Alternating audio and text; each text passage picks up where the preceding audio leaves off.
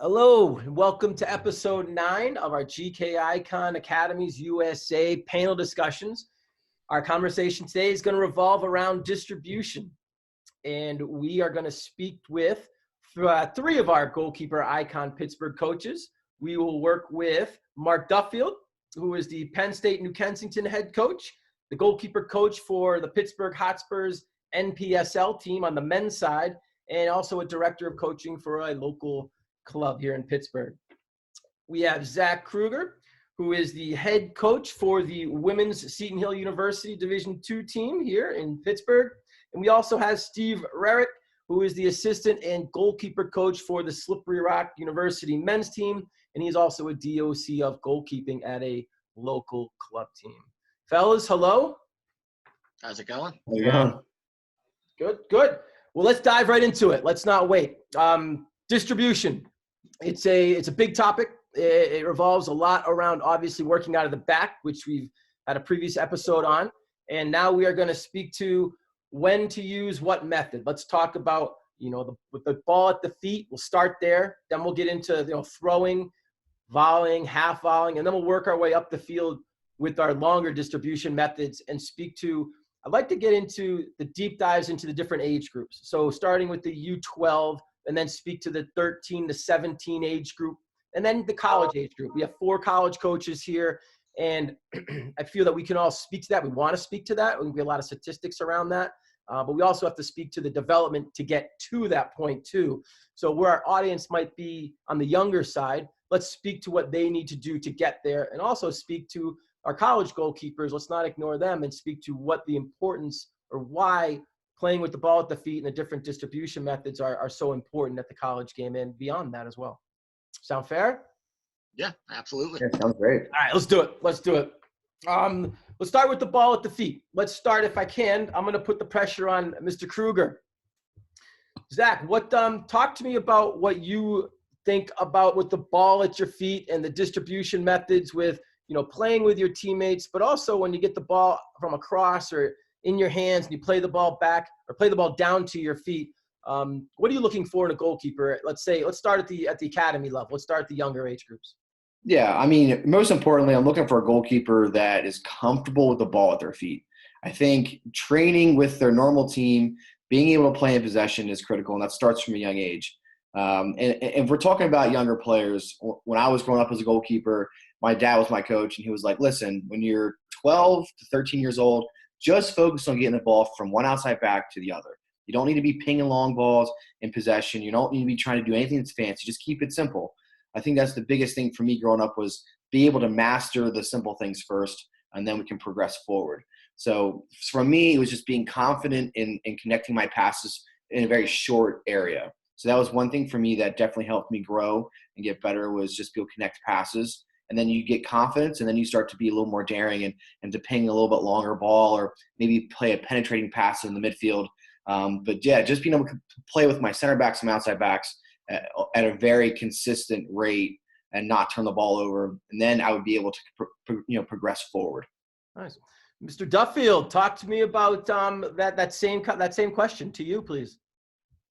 Yeah, I think it comes a lot from confidence. Confidence as a goalkeeper to play those certain passes like Zach was saying. It's also dependent on the way the team is set up as well. I like, it's nice to see a goalkeeper that sometimes misses out the centre back and maybe tries to hit the full back as well. We normally look at that short pass that goes straight to the centre back, but now another confidence, and as they get older, can they now chip it and miss that centre back and hit the full back straight away? So you miss the 4 and 5 and go straight to the 2 or 3. I feel like the modern game now, the goalkeeper is the cliche sweeper keeper. Very much Manuel Neuer, I believe, is the guy that's the poster guy for obviously Edison, Allison in the Premiership as well. And I'm very a big proponent on having goalkeepers try and play futsal on the field to work on their passing ranges. Nice. Steve, how about yourself, sir? Yeah, so, I kind of, believe the same thing that Mark just kind of alluded to with, having that sweeper keeper, being able to use your feet, and especially once you get to the older age groups, being able to use both feet, starting off when you're young, using your left and right foot, getting that confidence that they said of being able to just connect the basic passes of going out to your left back and to your right back. That's really the first building block that you need to start having, as well as, once you do get the ball, if you're receiving, having the proper body shape, taking that first touch, getting it out from underneath your feet, so that way you can play that pass a little bit more effectively as well. Yeah, and it's interesting because with the change in the academy level, I believe when they're playing 7-on-7, when they now have that working out of the back line, and all the forwards have to go past or back that line, almost encouraging playing out of the back, and hopefully it's going to influence U.S. soccer as a whole. Whereas when I was young, I don't want to put myself in some of your categories because you're a lot younger than me, Stephen. But at the same time, I do want to say that it was a lot of long ball when I was younger. And, to Zach's point in regards to being able to just connect the dots from one side, work it out the other, nothing fancy, but that has to get done. And I feel that a lot of emphasis is being put on that now, and in a very, very good way. I think that we're going to get into the other distribution methods, but at the same time, if you make one mistake out of the back with the ball at your feet, it's a goal. And I think that's the one thing that's going to be consistent with a lot of the episodes you're going to listen to, is that with one mistake and you're in the spotlight in a very negative way. And that's tough from a goalkeeper's perspective, especially at the younger ages. When do you guys talk to your goalkeepers about throwing? And again, now instead of having the ball played back to them at their feet, they maybe took a ball or made a save or took a ball out of the air and across. When do you speak to, quick breakouts, throws, things like that? Steve, if I could start with you. Yeah, so one thing that I always talk to my keepers about is pretty much the side of the play that the ball comes in on. So if they receive that ball on a cross coming in from their right, most of the time their best option is going to be, gather the ball first, make sure they have the ball and not get too ahead of themselves, and immediately look for that open winger or the open fullback on the left side of the field, see if they can switch that point of attack rather quickly, and see if, once that goalie gets the ball, he becomes the first attacker. So being able to take that ball and get that ball as quickly up the field and start to build that attack is really something that I try and stress with my keepers. And, make sure that they're hitting proper foot, making sure it's getting in front of them, and then also giving that supporting angle once they do distribute, give that verbal communication, let them know if they have time to turn, if there's a man on, and then giving that supporting angle as well. Yeah. Mr. Duffield, in regards to what Steve just said, what age do you start to implement those types of things with what you do? Honestly, I feel like throwing is becoming like extinct a little bit in soccer now. I feel like there's the go-to thing right now is different types of volleying techniques I'm sure we're going to get into later. But, for me, especially like Steve said, you get the ball from one side, pick it up, nice little roll out there to the centre back. And obviously the next one would be is can you miss out the centre back and hit the outside player as well. But like I said, for me, my big influence on throwing, watching that was Schmeichel. I don't know if again, I might be dating myself as well, but Peter Schmeichel, not the young Casper, I'm talking about the real Peter Schmeichel. And I used to try and emulate him because he used to get that ball and he could literally throw that ball right to the other side of the field. And I know I definitely tried to work on that a few times in my life. Safe to say I didn't have the same distance, but I gave it a good bash. I would start off from a very young age, just teach them the basic. The way I used to say is like, hey guys, for example, you guys have been bowling. If you've been bowling, what you try and do, you try and hit the pins. Use that same technique. When you're throwing it, think about the sort of ball in which you would like to receive. Would you like a ball smashed right at you? No. If I throw the ball behind you, what's going to happen? Okay, well, we dropped 5 yards and then the attacker comes on and we've lost that possession. So you've got to make sure when you are throwing the ball, you throw it in front, nice leading pass, so the defender or the fullback can start the attack from there. Nice. Zach, in regards to what Mark was just saying, building on that, he mentioned being a kind of a lost art throwing, not a lost art, but more of a instinct type deal. People are using a lot of the volleys, half volleys, side volleys now. Comparing like the academy level and when they start developing that throw to the college game, do you see that same thing happening in the college game from a throwing perspective? Do you see as much of it as we used to? And do you now, are you seeing a lot more like footwork, so to speak, or distribution with the feet instead?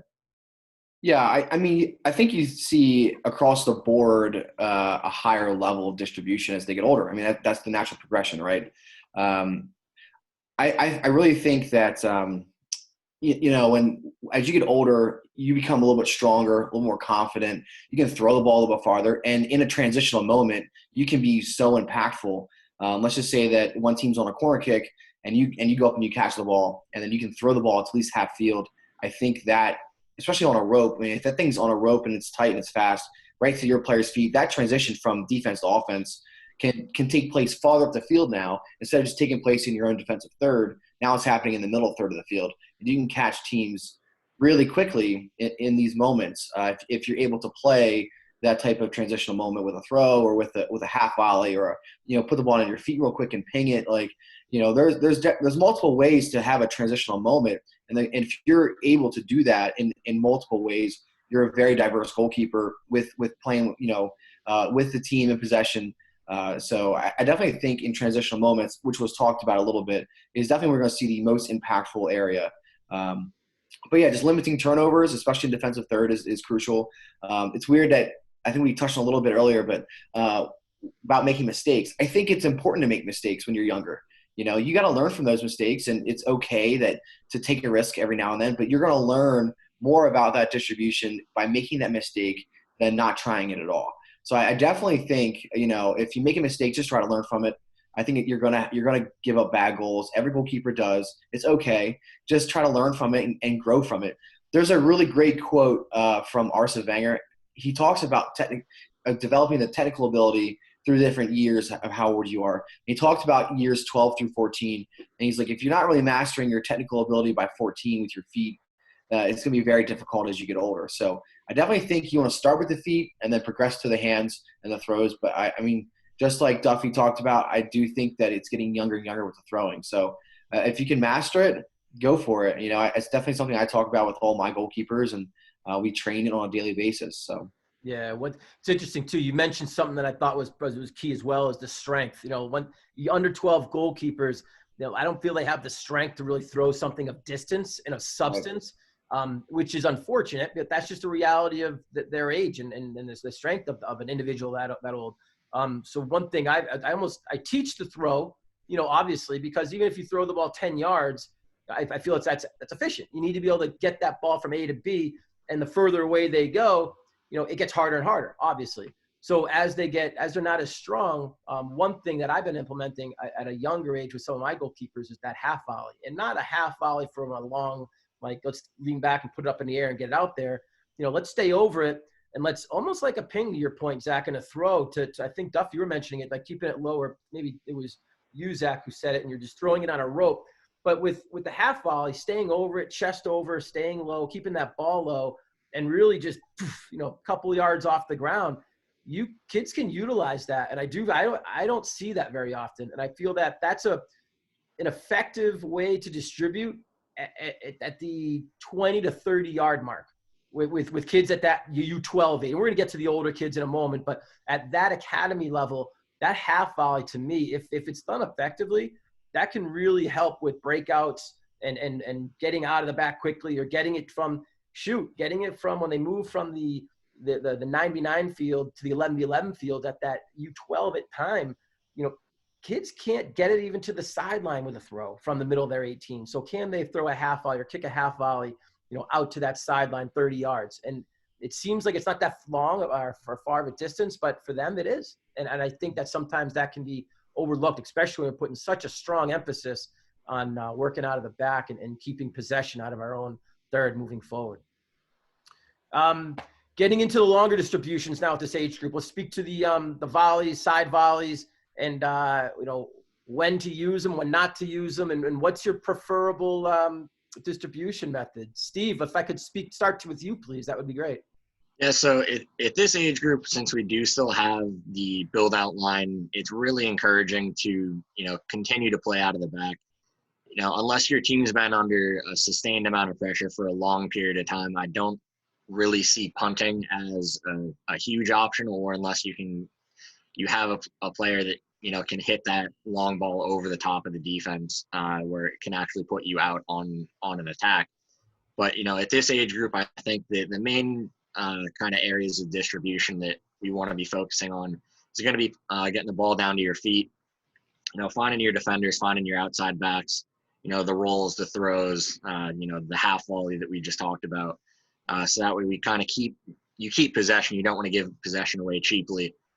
So using those 4 main techniques to keep possession and then allow your team to kind of work forward, as opposed to, having a 50-50, a gamble up top or something like that with a punt or a side volley is, my preferred way of coaching, especially at this young age group. Yeah. And the other thing too, in regards to punting, especially with the no heading rule that we have here, you'll see a ball be played and it just bounces and bounces and bounces. It's just an interesting rule combined with the playing out of the back. You just don't see that defensive header anymore on those types of services out long. Mark, how about yourself, sir? Yeah, I'm not a big component of the punting style. Obviously said, especially from a younger age, I feel like that's, I don't think it teaches the guys too much. Obviously the big one right now, thanks to Pepe Reina, and Jordan Pickford, is the side volley. Mm-hmm. That seems to be the in volley right now. But from a young age, I think I'd probably wait to the maybe 12, 13-year-old or so to kind of go on that one. But for the younger age group, for me, it's a lot about the playing out from the back, the back line there, play it short, the little chips to your fullback, and then the basics of the throw-in, the bowling technique, as I would call it, and then the overarm technique as well. What I find with the overarm technique is a lot of the kids, it's all about when and where to release the ball. You'll see some kids, as they throw it, it goes right up in the air, and it literally feels like it goes up and straight back down.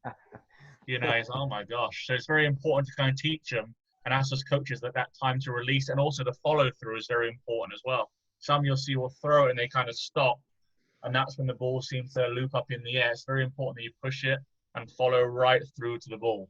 I think for a younger age, I think you just have to keep it super basic.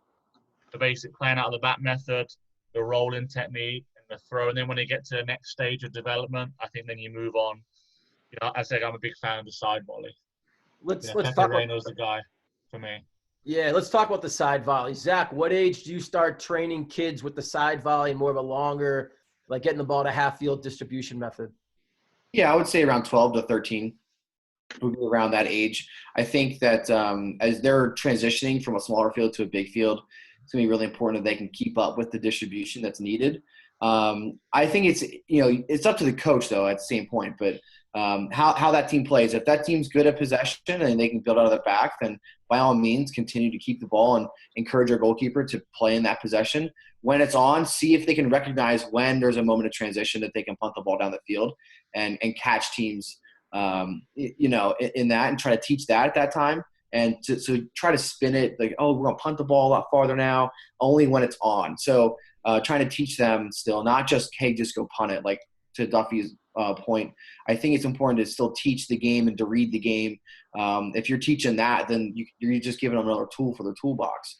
So, yeah, I think 12 to 14, they should learn how to hit a ball. I think that the side volley is definitely bigger now than it's ever been. It's just easier to control in possession. It's easier to head if they get a little bit older. I just think it's easier to play, with the service of the ball, right? If you punt the ball really high, it's really hard to play with it. It's hard to bring it down. It's hard to head it. The side volley allows for a little bit more possession style, be able to flick it, be able to bring it down, be able to play. You can be a little more direct with it. So I do think that there's times when all of those things can be used, just about teaching that goalkeeper when those times are on. Well said. That gets to the decision-making stage as well. Like we kind of give them all those tools, and it's a case of them see it. And that's why it's very important for that match-related practices, because then it's like, okay, you're in this situation here. Okay, well, don't always just go long. But when it's a situation where if the numbers are up on your side, then a longer ball would probably be a good idea. And I think decision-making and distribution is a huge part of the toolbox for a goalkeeper. Yeah, as I coach my goalkeepers, I'll stand behind them, either in the goal or behind the goal. And I'll come out, I'll ask them, why did you make that decision? I'm not like coming at you. I'm not trying to yell at you. It's just talk me through your decision-making process in your head and what you saw and why you made that decision. and then we can talk about how we can correct it, because you have to get inside their head and talk to them, understand their thinking and why they chose that piece of distribution in that situation, because a lot of it, right, Duffy, is situational based. Yeah. And sorry, just another thing. I think it's all key for the younger goalkeepers to encourage their coaches to allow them to take goal kicks. Yep. Do you know what I mean? I see it. For me, especially the younger age, what I would call the development phase. If the kid makes a bad goal kick, so I see a lot of coaches. Okay, right, that's it. Now Zak's taking the goal kick, and Zak's just gonna, whatever. I feel like that's a great learning part of the goalkeepers making those mistakes. And again, it's development stage. No one knows what the scores are. The scores are irrelevant. You're going to make mistakes, but you can't stop a goalkeeper's development by letting the centre back take the goal kicks. Yeah, I know. Above and beyond, goalkeepers have to push for taking their own goal kicks. No, for me personally, when I was playing in high school, I wasn't even allowed to take my own goal kicks until it was like my senior year, because there were center backs that the coach really liked the distance that they could have on it. They weren't the most accurate thing in the world, but I feel like that's one thing that really hindered my development. And once I finally got to the college game, that taking my own goal kicks and being able to pretty much rope one straight to one of my outside backs, one of my wingers, that's kind of something that I feel like I missed out on a little bit. So that's a great point, Mark, to allow them to take it, even if they are making mistakes, to continue that development and let them kind of grow from that process, or else they're never going to get any better at it. It's interesting too, because one of the things that I always talk to my goalkeepers about is, sometimes you want to play short because you're really looking to play long. So it's almost like you're playing short to bring in that defense, and then that ball gets played back to you and you're hitting that clip, to play long, and someone making that long run, you're almost you're congesting the defense and then kind of going over the top, so to speak. And the opposite can be true as well, where you play long to get the defense to expand, then you can start pinging balls between the passing lanes. So it's like play long to play short, but also play short to play long. And you guys spoke to goal kicks. And speaking to what I just mentioned, I want to hear your thoughts on the college game, specifically with the new rule now where we can play a goal kick inside our 18 and play possession style in our own 18 with that. What's your take on that? Zach, let's start with you if you can. Yeah, at this time, the NCAA has not caught up with FIFA. Oh, is that right? Yeah, in the college game, we still can't play with the ball in the 18. So I would assume that that's going to be changing here soon, just because FIFA's moving in that direction. Right. Soccer's in that direction. So, yeah, right now, I would say that it'd be awesome. I would love to see that change in the NCAA. I think that would help a lot of teams be able to play a little bit differently. It'd be really, really interesting to see that change, but as of right now, it hasn't happened yet. Gotcha. Mark, what's your preference on something like that? What's your take? Yeah, I think it definitely encourages that, playing out from the back, the short passes. I think it's a good tactical tool as well. Sometimes you can, if you have the two centre backs come in the box, you bring their two strikers or striker edge of the box. That then does also create space behind the strikers, so you can always look to the 2 and the 3. I love all different methods of ways to encourage the playing out from the back. I'm a big component of playing out from the back, so I like it. I like it. Mr. Steve, how about yourself, sir? So I'm going to be the devil's advocate here. And, I think for my experience, I think it's something that could benefit my team. There are teams that they don't have the personnel to be able to play out of the back, and with it being a new rule, I think that teams are going to start to do it even though they don't have the personnel to do it, or they're going to continue where the goalie just knocks it to the center back who can kick it up the field further, and then the center back just bombs it long, and it kind of defeats that whole purpose of playing out of the back. So I'm going to be curious to see what teams can implement it well and what teams can use it as a strength, or what teams try and do it and then just continuously put themselves under pressure with it. So it's got a lot of potential to work really well for some teams. And I think for some teams it could be kind of an Achilles heel if they try and do it and they're not too effective at it. Well said. Well said. Zach, I know we were talking before regarding balls with the feet, ball at the feet, and playing out of the back. Especially at the college level, in regards to how important that is. Can you just speak to the importance of the ball mastery with your feet at the college level from a goalkeeper's perspective? Yeah, I have my team, we do a lot of building out of the back as a group, and I have my goalkeepers training in that. There was an interesting coaching clinic that you hosted a couple of weeks ago where Todd Hofford came out, and he worked with Nick Raimondo, and he talked about how many touches a goalkeeper has in a game, and they would track each touch that goalkeeper has. He said about roughly 80% of his touches were with his feet. So that ratio right there is telling you that you have to be able to, have the ball at your feet, be confident, be able to play out of the back. The ball is going to come back to you, to your feet at least 4, 5, 6 times a game. Whether or not the team you're playing is good or not, I still think that you're going to be in possession. You still should be confident with the ball. As they get older, it gets more and more important. I definitely think that shot stopping is trained. Sometimes it's overtrained. I think that there's so many other things that go into an overall goalkeeper that's forgotten about, and one of them is definitely being able to play in possession. So speaking to that point, I think that it's so critical that goalkeepers, as they're 16, 17, 18, are very confident with their feet. They're comfortable in possession. They know how to pass. They know how to strike a ball. They can take their own goal kicks. They're confident with the ball. If in their hands, they put it down at their feet, they can play out. I think that's one of the number one things I look for in recruiting as they are developing. It's just you need to be able to be good with your feet. So that's definitely something that's important. Mark, regarding that, what's your take with the not only with the ball at the feet, but the 80%? And do you train your college goalkeepers? Do you ever use them in a non-goalkeeper way during training? Do you ever put them on the field and have them train as a field player to get their feet skills or keep their footwork up to par with the rest of the team? Didn't we all play as strikers back in the day, guys? But yeah. I mean, for me personally, obviously, I come from a lot of possession based. That's the way I like to play. And I'll talk about my college real fast. The keeper I had last year wasn't initially a big fan of playing out from the back.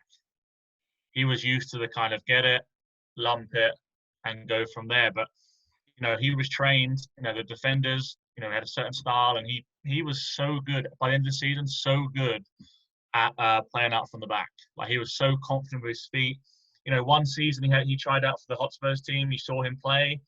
This year he came back to try out, and he looked so much different with the ball at his feet for the men's team. He was so confident with playing the ball out from the back.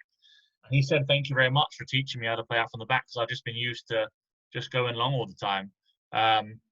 I would say, from my standpoint as a director of coaching for a local club as well, and just hearing what Zak said as well, I do say to the goalkeepers, if it's, say, me and Zak, for example, going if Zak's trying to recruit, or Steve's trying to recruit us too, and we're both the same everything else, but if I can kick better than Zak, I'm the one that's going to be getting in the team. You've only got to look at England with Jordan Pickford. Why did Jordan Pickford get picked for England? Because he was better than the other goalies with his feet. That's how Gareth Southgate wanted to play, and he was the man for the job. And I, like I said on Zak said, I feel like playing out from the back is huge, and that's why I encourage goalies start the session. Sometimes have like a 3v3, or depending on the numbers, you play a little game at the start just to get used to the foot skills. I will put, for my college sessions, I'll put the guys out on the field as well, just get used to that sort of stuff. And like I said, I know when I played, I loved to be the striker. I missed a lot of shots, but hey, I was always in the right position.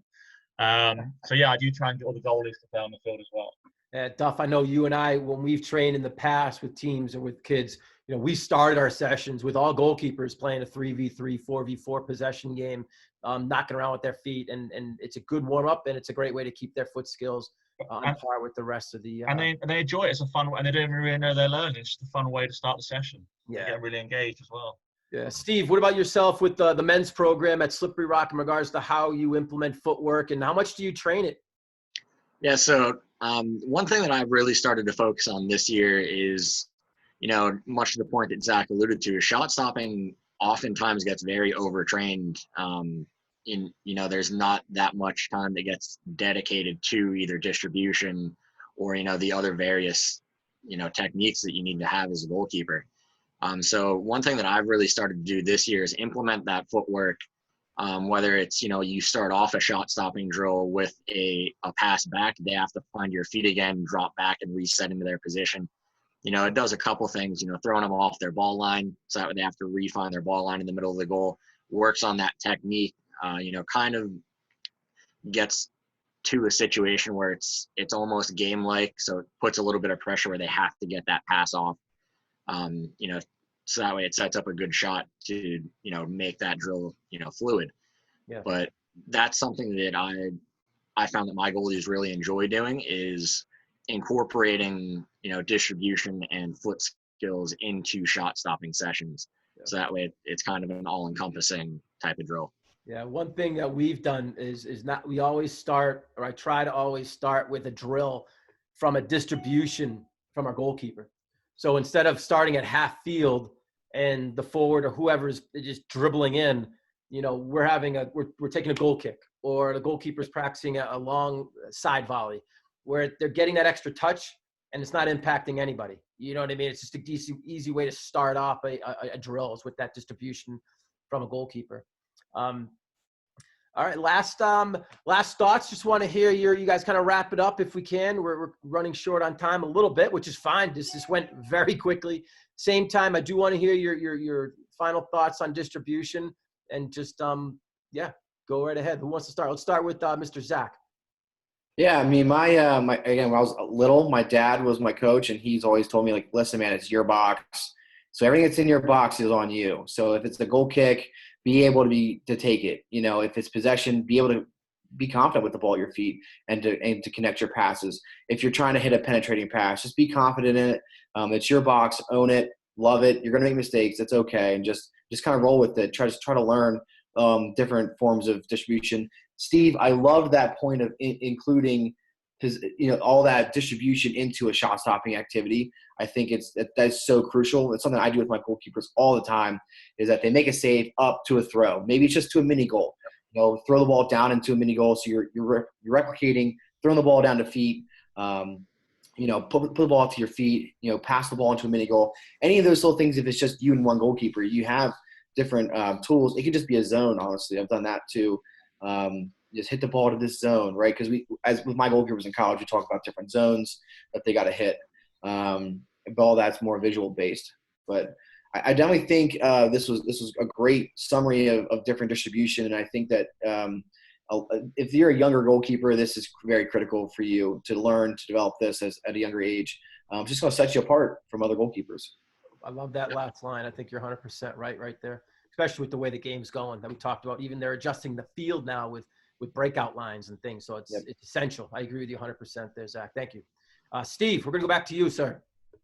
Yeah, so, one of the biggest takeaways, for me personally with distribution is mastering that technique of it first. I see a lot of young goalkeepers that want to hit that, that long ball over top, and, the ball's coming off the side of their foot. It's kind of a shank. But, just to really master the technique of it first, get the basic fundamentals of it down, and then the distance and the power and everything else is going to follow that technique. So especially with the two longer distributions of side volleys, you have to get that basic technique down first in order to strike it cleanly, strike it accurately, and then the power can come after that. Love it. Well said. Well said. Mr. Duffield. Yeah, I think we all know that soccer is an ever-evolving game, and I think the goalkeeping position is the one that's probably evolved the most over the last few years. And with guys like Neuer, Ederson, and Alisson at Liverpool, they've shown how important the footwork skills are. Jumping on what Steve said, I think the basics, technical stuff is the key thing to learn. I think sometimes people want to hit it super hard. If you can get the basic technique right, you're good to go. I always encourage the goalkeepers to get on field as much as they can. If they can do it, go on the field in games as well. That's also a good experience. Sometimes go half and half. But don't ever underestimate now as a goalkeeper how important distribution is. Don't just write it off as, okay, it's a session here, I'm going to throw it, I'm just going to kick it. Distribution sessions are now becoming the most important part. And I like the part where we always add in some distribution, because I feel that should be gone over every day, every session if we can. Yeah, yep. Thank you. And also I'm going to go back, continuing with what you said, and going back to Zak's point about, the 80% with working with your feet based on what Coach Hopper was saying with Ramondo. That's just, again, it's the way the game's going. The U.S.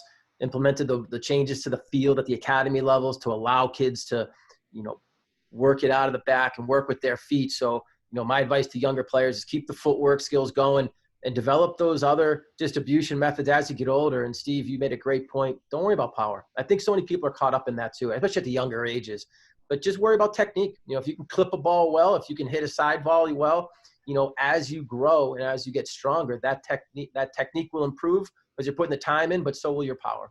And I couldn't agree more. Well, fellas, listen, I want to say thank you, Coach Mark Duffield, Coach Zak Kruger, Coach Steve Rerick. I want to say thank you to all three of you for your time today. I appreciate it. Thank you very much, guys. Absolutely. Thank you very much. Problem. Bye, guys. That's it.